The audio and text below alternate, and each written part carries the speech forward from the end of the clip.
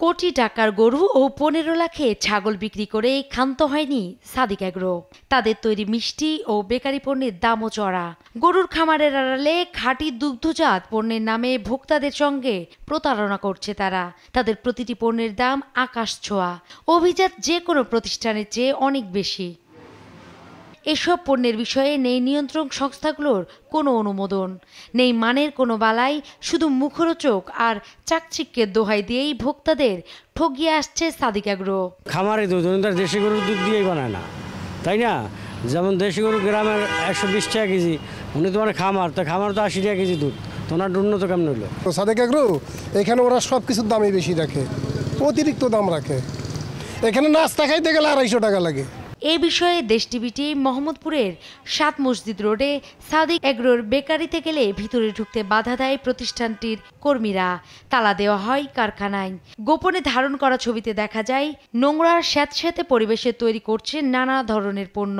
এলাকাবাসী বলছেন সাদিক এগ্রোর কোনো পণ্যই খান না তারা। দাম নিয়েও রয়েছে বিস্তর অভিযোগ।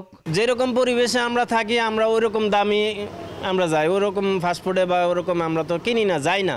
মোহাম্মদপুরের নবীনগর হাউজিংয়ে আছে সাদিক এগ্রোর আরেকটি বেকারি কারখানা। দেশ টিভির উপস্থিতি দেখে গেটে তালা ঝুলিয়ে দ্রুত সটকে পড়েন শ্রমিকরা। এদিকে গুলশান 2-এ পুলিশের ডিপ্লোম্যাটিক সিকিউরিটি ডিভিশনের জায়গা দখল করে আউটলেট বসিয়েছে সাদিক এগ্রো। অভিযোগ আছে সাবেক আইজিপি বেনজির এবং সাদিক এগ্রো মিলে জায়গাটি দখল করেন। সাদিক এগ্রোর আউটলেটের পাশাপাশি রয়েছে বেনজিরের মেয়ের নামে সাভানা ফার্ম প্রোডাকশন আউটলেট।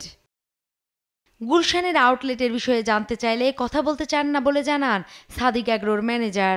আমাদের মালিক পক্ষ আছে, আপনি ওখানে গিয়ে ইনভেস্টিগেশন করেন, এটা তো শোরুম, এখানে এসে তো কিছু তেমন বলার নেই। টিআইবির নির্বাহী পরিচালক ডক্টর ইফতেক খায়রুজ্জামান বলছেন অসহায়ত্বের সুযোগে সাধারণ ভোক্তাকে ঠকানো দুর্নীতির শামিল। গ্রাহক কেন তার কাছ থেকে কিনবে? আরেক জায়গায় যেখানে অর্ধেক মূল্যে পাওয়া যায় সেখানে গ্রাহক যাবে না কেন? অর্থাৎ এখানে কিন্তু আমাদের উভয় পক্ষেরই দায় আছে, এটা অস্বীকার করার উপায় নেই। তবে যেহেতু প্রতারণামূলকভাবে এরকম অতিমূল্য বিনিময়ে এসে বিক্রয় করছে, তাকেও জবাবদিহিতার আওতায় আনতে হবে। পণ্য মূল্য নিয়ে সাদিক এগ্রোর প্রতারণায় অসহায় সাধারণ ভোক্তারা, তবে এ বিষয়ে নির্বিকার কর্তৃপক্ষ। নূপুর মাহমুদ, দেশ টিভি, ঢাকা।